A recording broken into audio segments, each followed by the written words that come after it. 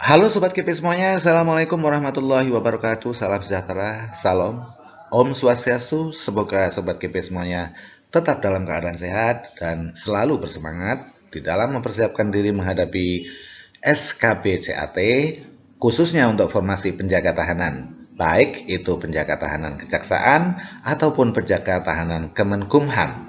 Oke, bagi rekan-rekan yang baru mampir di channel Guru Peduli ini, silahkan untuk subscribe ya, dan jangan lupa untuk nyalakan loncengnya sehingga rekan-rekan tidak ketinggalan dari video-video kami yang terbaru. Oke, ini adalah video keempat tentang SKB CAT penjaga tahanan Kemenkumham khususnya. Dalam video ini sebetulnya saya berkeinginan untuk menjawab keresahan beberapa teman penjaga tahanan kejaksaan ya. Kenapa yang muncul kok kisi-kisinya sama dengan kisi-kisi penjaga tahanan untuk Kemenkumham. Padahal tupoksi penjaga tahanan kejaksaan itu berbeda dengan tupoksi penjaga tahanan Kemenkumham. Oke, untuk lebih jelasnya mari kita simak ya video berikut ini. Tonton sampai akhir supaya tidak salah paham. Berikutnya, iya.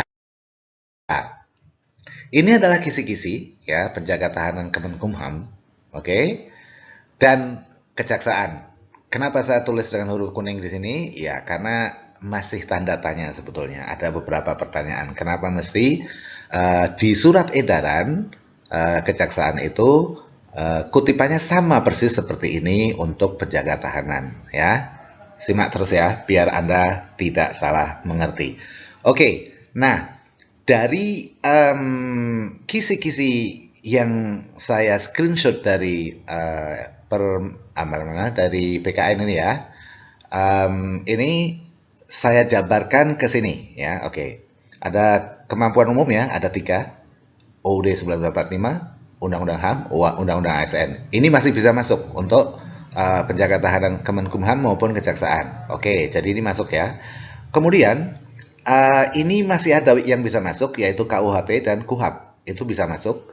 Tapi kalau Undang-Undang Pemasyarakatan, Permenkumham tentang tata tertib lapas dan rutan, dan juga Permenkumham tentang pengamanan lapas dan rutan, apalagi Permenpan tentang jabatan fungsional pemasyarakatan itu sedikit berbeda. Oke. Bukan sedikit berbeda ya, berbeda, tidak ada relevansinya. Tapi kalau yang bawah ini ada relevansinya dengan kejaksaan ya. Oke. Ya, kalau saya jabarkan seperti ini, khususnya untuk Kemenkumham ya. Nah, ini untuk Kemenkumham ada kemampuan umum dan juga ada kemampuan khusus. Kemampuan khususnya itu yang pertama UU Pemasyarakatan, Undang-Undang Pemasyarakatan, oke. Kemudian KUHP dan KUHAP. Kemudian ini Permenkumham nomor 6 tahun 2013 yang kemudian diperbaharui dengan Permenkumham nomor 29 tahun 2017 ini tentang tata tertib ya pemasyarakatan atau LP lembaga pemasyarakatan dan juga rutan. Oke. Kemudian Permenkumham nomor 8 itu adalah pengamanan ya, cara pengamanan lembaga pemasyarakatan dan juga rutan. Oke. Kemudian kalau Permenpan RB ini tentang jabatan fungsional penanganan penjaga tahanan ya. Oke. Kemudian Undang-Undang Narkotika dan juga ini semuanya ada di sini nanti ya. Oke. Tapi pada hari ini saya hanya akan fokus kepada KUHP dan KUHAP. Maksudnya soal-soal di video kali ini hanya fokus kepada KUHP dan KUHAP. KUHP dan KUHAP itu banyak sekali ya isinya dan butuh berhari-hari untuk membacanya, dan saya yakin dalam waktu sesingkat ini mungkin rekan-rekan nggak punya kesempatan untuk membacanya. Oke, jadi mari kita belajar bersama di sini. Nah, sementara untuk kejaksaan sendiri, ini tadi kemampuan umum, ini kemampuan khusus ya. Saran saya buat rekan-rekan yang di kejaksaan ya, itu bukan membaca Undang-Undang Pemasyarakatan, tapi yang dibaca adalah Undang-Undang tentang kejaksaan. Oke. Jadi Undang-Undang tentang kejaksaan dan juga peraturan Jaksa Agung nomor 5 tahun 2013. Sorry, ini 2013 maksud saya ya. Oke. Kemudian yang berikutnya adalah Anda harus mempersiapkan diri tentang administrasi data, termasuk operasi perangkat lunak dan pengelolaan data. ini apa namanya saran saya ya, supaya Anda tidak menyesal nantinya. Oke, dan yang terakhir adalah penyusunan laporan. Nah, sekarang supaya Anda tahu ya, kenapa sih berbeda, kita lihat ya. Penjaga tahanan Kemenkumham itu jabatan fungsional. Jabatan fungsional itu jabatan karir ya. Artinya apa? Peningkatan karirnya itu dinilai dengan angka kredit ya. Nah, tugasnya itu adalah melaksanakan kegiatan pengamanan terhadap warga binaan atau narapidana atau tahanan ya di lembaga pemasyarakatan atau lapas ya atau rumah tahanan. Atau boleh dibilang penjaga tahanan Kemenkumham itu ya sipir gitu. Sementara penjaga tahanan Kejaksaan Republik Indonesia itu ya sebetulnya ini bukan jabatan fungsional, tapi ini adalah pegawai tata usaha yang ditugaskan untuk menjaga, mengamankan, mengawal, dan menyiapkan tahanan selama proses persidangan. Oke, jelas ya Sobat KIP semuanya? Disitulah letak perbedaannya. Makanya sangat tidak mungkin kalau sama persis kisi-kisinya ya. Saya bisa menerima ya kisi-kisi tersebut, tapi tentunya dengan penyesuaian sesuai dengan tugas dan tugas pokok dan fungsinya begitu. Oke, ya. Dan jangan khawatir Sobat KIP semuanya, buat Anda semuanya ya. Buat rekan-rekan yang dari penjaga tahanan kejaksaan, ya, kami akan menyelenggarakan bimbingan online SKB CAT yang hanya dengan Rp290.000 Anda bisa mengikutinya. Mungkin ada beberapa teman yang kok mahal banget, enggak ya. Kenapa enggak mahal? Karena kelas online kami berbeda dengan online-online yang lain. Salah satu bedanya adalah di kelas online kami, peserta tidak boleh lebih dari 20 orang. Karena kalau sudah lebih dari 20 orang itu, menurut pengalaman saya kurang efektif. Sementara saya berfokus kepada pembelajaran yang efektif. Sehingga rekan-rekan itu bisa berinteraksi langsung dengan saya dan dengan peserta lain. Sehingga ada proses pembelajaran yang benar begitu ya Sobat KIP semuanya. Oke, ya. Kalau Anda berminat silahkan untuk pendaftaran langsung saja ditransfer ke nomor rekening BNI ya, nomor 1045 di sini. Kemudian kirimkan bukti transfernya ke WA nomor ini ya Sobat KIP semuanya. Ya. Nanti baru kita rancang jadwalnya. Oke, iya. Dan juga mari kita langsung masuk ke soal-soal yang sudah saya persiapkan ya. Iya. Nomor 1. Sekali lagi, ini soal tentang KUHP dan KUHAP ya. Fokus pada video kali ini kita akan bahas istilah-istilah khususnya di KUHP dan KUHAP. Oke, kita lihat ilmu pengetahuan yang menerangkan dan menjelaskan hukum pidana merupakan pengertian dari apa? Iya, pengertian dari ilmu hukum pidana. Jadi yang dimaksud dengan ilmu hukum pidana itu adalah ilmu pengetahuan yang menerangkan dan menjelaskan hukum pidana. Oke? Iya. Coba nomor 2, 3, dan 4 Sobat KIP semuanya jawab sebelum saya jelaskan. Boleh di-pause ya, silakan di-pause. Oke? Iya, kalau sudah kita lihat soal kedua. Tujuan ilmu hukum pidana itu untuk apa? Iya, tujuan ilmu hukum pidana itu adalah untuk mengetahui objektivitas dari hukum pidana positif. Hukum positif itu apa sih? Hukum positif itu adalah hukum yang berlaku ya, hukum tertulis yang berlaku. Oke, ya. Kemudian soal nomor 3, kira-kira apa? Iya. Hukum yang bersifat melarang atau memerintahkan sesuatu disertai dengan ancaman pidana itu namanya hukum pidana material. Oke. Lanjut ke nomor 4. Iya, istilah lain dari hukum pidana formil. Ada 2 jenis hukum ya, hukum pidana material dan hukum pidana formil. Hukum pidana material itu adalah KUHP, sementara hukum pidana formil itu adalah cara menerapkan KUHP. Itu disebut hukum acara pidana. Jadi jawabannya adalah Charlie. Jelas ya Sobat KIP semuanya? Dan jangan lupa buat Sobat KIP yang sekarang sedang mempersiapkan untuk SKBCAT, apa namanya, penjaga tahanan Kemenkumham. Saya sudah membuat ini ya, untuk membantu Sobat KIP semuanya. Apa itu? Ya, ini ada paket soal SKP Penjaga Tahanan Kemenkumham CPNS 2024 yang sesuai dengan kisi-kisi yang terbaru. Ada 2 paket ya, dan ada 2 paket soal, jumlahnya 200-an, yang kalian bisa mendapatkannya hanya dengan Rp50.000. Oke? Ya, kita lanjutkan ke soal berikutnya.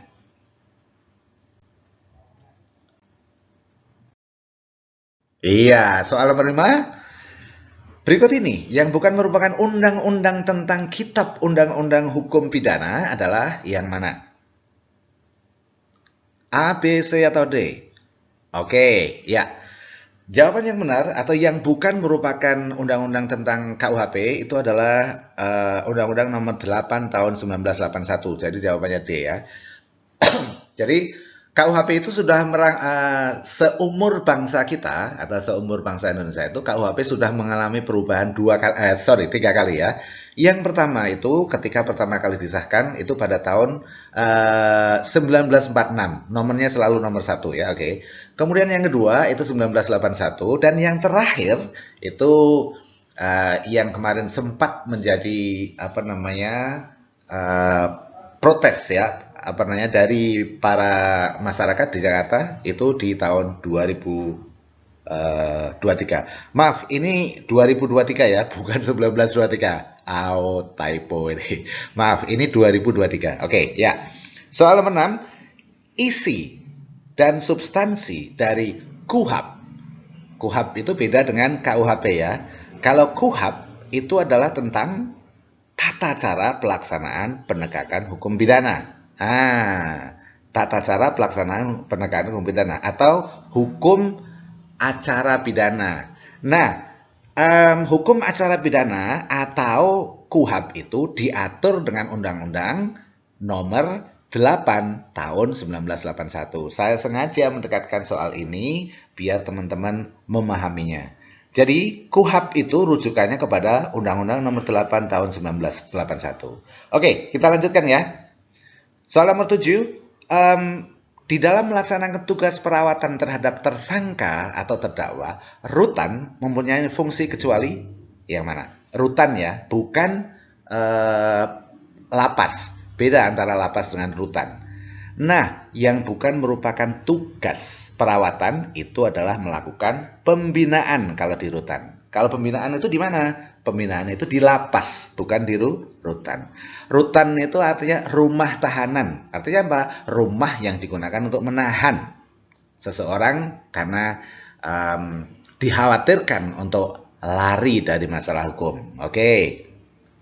Sementara pemasyarakatan itu adalah lembaga yang digunakan atau lembaga pemerintah yang digunakan untuk membantu para narapidana ya mempersiapkan diri untuk bisa kembali ke masyarakat dengan baik gitu ya. Jadi di sini pembinaan itu biasanya ada di lapas pemasyarakatan ya. Oke. Ya. Kemudian nomor 8, penjatuhan pidana bukan tindakan balas dendam oleh negara. Itu berarti apa? Berarti satu-satunya derita yang dialami oleh narapidana atau anak pidana itu ya hilang kemerdekaan bergeraknya. Kenapa? Karena dikurung, jadi kayak burung. Makanya jangan suka jangan suka mengurung burung kalau Anda tidak mau dikurung seperti burung.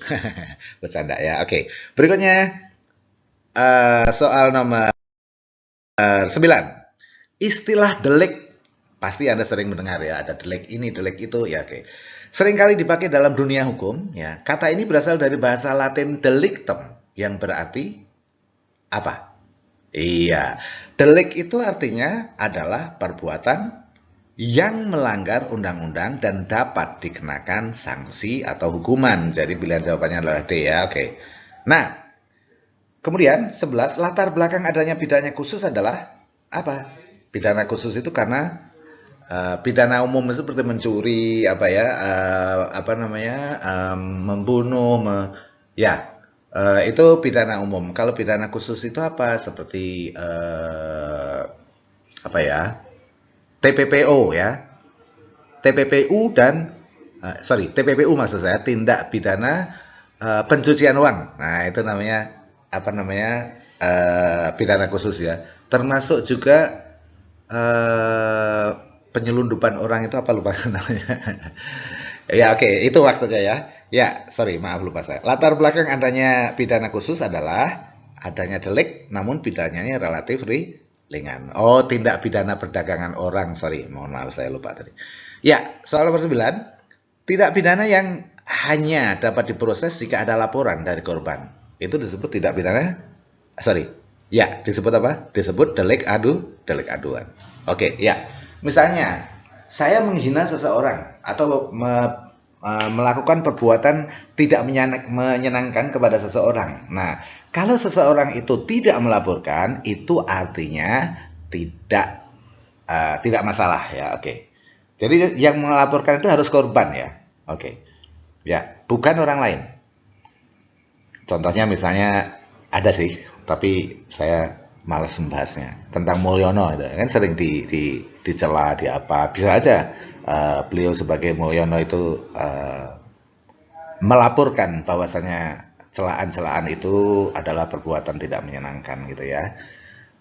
Oke, berikutnya nomor 10, dalam teori pemidanaan pemasarakatan itu mempunyai prinsip apa? Prinsip reintegrasi sosial. Seperti tadi saya bilang ya, jadi pemasarakatan itu untuk mempersiapkan para narapidana itu bisa berintegrasi kembali ya dengan masyarakat biasa. Oke, ya. Soal nomor 13, 14, 15, dan 16, silakan Anda jawab sendiri. Ya. Oh ya, ini untuk penjaga tahanan Kemenkumham, bukan untuk penjaga tahanan kejaksaan. Iya, kenapa?